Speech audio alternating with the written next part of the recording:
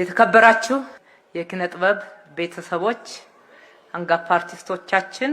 እንኳን ደህና መጣችሁ።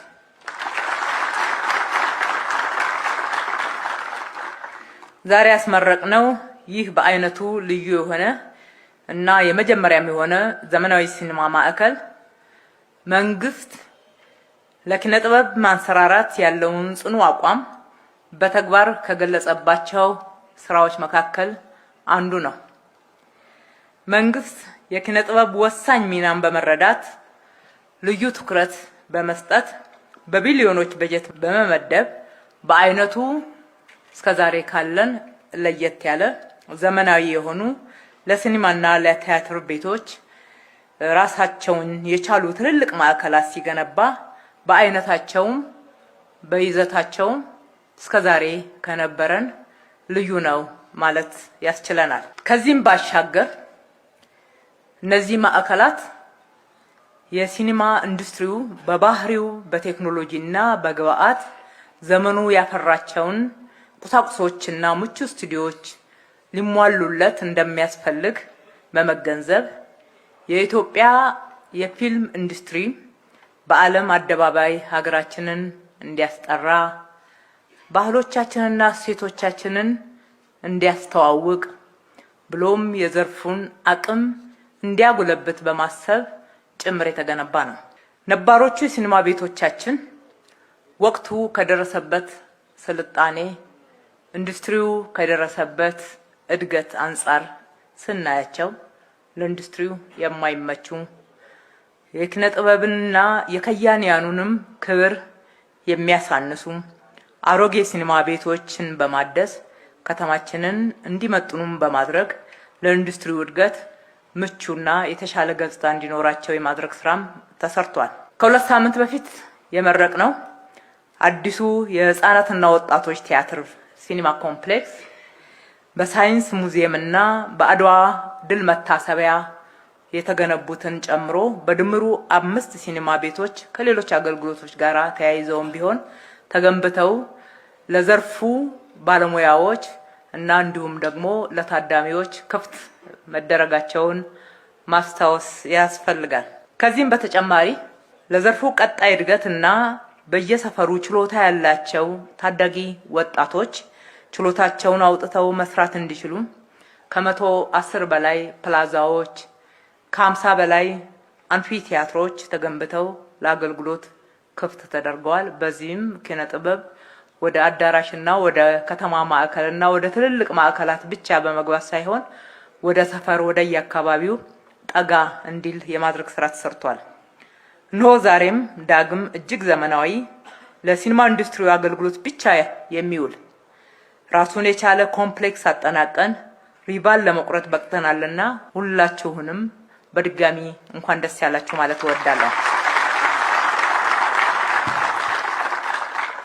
ክብርት ሚኒስተር፣ ክቡራትና ክቡራን፣ ይህ አዲስ የሲኒማ ኮምፕሌክስ ባለ 15 ወለል ከመሬት በታች ባለ ደግሞ 4 ወለሎችን የያዘ ወይም G-4 የመኪና ማቆሚያ ያለው 24000 ካሬ ሜትር መሬት ላይ ያረፈ በውስጡም እዚህ የምንገኝበት ይህ አዳራሽ ማለት ነው 887 እና 592 ታዳሚዎችን የማስተናገድ አቅም ያለው በቅደም ተከተል የአዋቂዎችና የህፃናት የሲኒማ አዳራሾችን የያዘ እጅግ ዘመናዊ ስክሪኖች፣ የድምጽና የመብራት ስርጭት፣ የሙቀት መቆጣጠሪያ ጭምር የተገጠመለት ነው። ማዕከሉ ከሲኒማ አዳራሾች በተጨማሪም ከዘርፉ ጋር ቀጥተኛ ግንኙነት ላላቸው ለደንበኞች አገልግሎትን የሚሰጡ በዘርፉ የሚሰሩትን ሁሉ ወደ አንድ ማዕከል ሰብሰብ ማድረግ ይቻል ዘንድ ለስዕል፣ ለአርት ጋለሪ፣ ለህፃናት ጌም ዞን፣ የቤተ መጻሕፍት፣ የስቱዲዮዎችና ለቢሮዎች እንዲሁም ለባንኮች፣ ለካፍቴሪያዎች፣ ለሬስቶራንቶች፣ ለተለያዩ ሱቆች የሚውሉ ክፍሎች ተካተው የተሰሩለት ነው። ምድረ ግቢውንም ስንመለከት ለማስታወቂያ የሚሆኑ ዘመናዊ ስክሪኖች፣ የህፃናት መጫወቻዎች፣ ህፃናት በጨዋታ መልክ ጭምር ችሎታቸውን ማዳበር እንዲችሉ ታሳቢ ያደረገ የስፖርት ሜዳ እንግዲህ በአካል በአእምሮም መበልጸግ መዳበርም አስፈላጊነትን ታሳቢ ያደረገ ዘመናዊ ደህንነት መቆጣጠሪያ ቴክኖሎጂዎች የተገጠሙለትና አሁንም በውጪውም በምድረ ግቢውም የፓርኪንግና የአረንጓዴ ልማት ስራዎች የተሰሩለት ነው። እነዚህ ተያያዥ አገልግሎቶችን የሚሰጡ መሰረተ ልማቶች የተካተቱበት ዋናው ምክንያት ግንባታው የሲኒማ የቲያትር ቤቶች ራሳቸውን ችለው መደራጀታቸውን ታሳቢ ባደረገ መንገድ የኢኮኖሚ ወይም ደግሞ የፋይናንስ እጥረት እንዲቀንስ ወይም ደግሞ ገቢ በማመንጨት ራሳቸውን ማጠናከር እንዲችሉ ጭምር ታሳቢ በማድረግ ነው። ክቡር ጠቅላይ ሚኒስትራችን የመፍጠንና የመፍጠርን አስፈላጊነት በገለጹበት ወቅት የጥበብ ተጽዕኖ ፈጣሪነት ከገቢ ባለፈ ሀገራዊ መግባባትም በመገንባት የትውልድ ስነ ልቦናን በማነጽ ጠንካራ ሀገረ መንግስት በመገንባት እንዲሁም ከዚህ አንጻር ከሌሎች ሀገራት ያበረከተውን ልምድ በመውሰድ ወደኛም ሀገር እንደ ጥሩ ግብአት ልንጠቀመው ከቻልን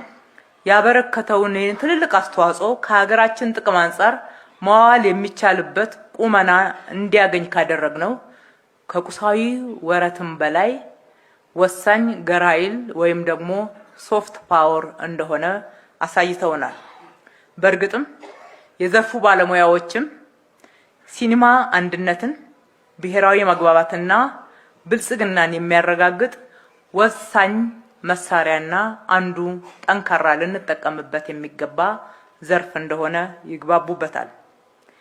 መንግስት ዘርፉን ለማሳደግ ከሚያደርጋቸው የተለያዩ ጥረቶች በተጨማሪ በዚህና በመሰል የኪነ ጥበብ ዘርፎች የተሰማራችሁ ከያንያንና የኪነ ጥበብ ቤተሰቦች ሙያችሁ ክቡር ተልዕኮ ዘመን ተሻጋሪ በመሆኑ የሲኒማን ታላቅ ኃይል በመጠቀም ብሔራዊ መግባባትን ለመፍጠር የወል ትርክቶቻችንን ለመገንባት የሀገር ፍቅርን ያነገበ ትውልድ እንዲገነባ በማድረግ እንዲሁም በማነጽ ለሀገራችን ሁለንተናዊ ብልጽግና መረጋገጥ መሰረት የሚሆኑ ስራዎችን በማበርከት ታሪክ የማይዘነጋው ዘመን ተሻጋሪ አስተዋጽኦ እንድታበረክቱበት ጥሬን ማቅረብ እወዳለሁ። በዚህ አጋጣሚ በዚህ ስራ ዘመናዊ ትውልድ ተሻጋሪ በሆነ ስራ የተሳተፋችሁ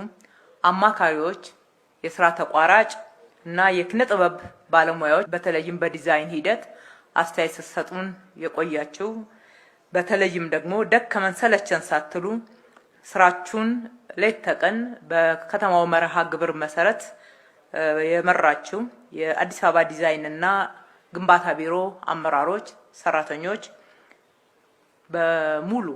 በኪነ ጥበብ ቤተሰቡ ስምና በራሴ ስም እንዲሁም በከተማው አስተዳደሩ ስም ከልቤ ላመሰግናችሁ እወዳለሁ።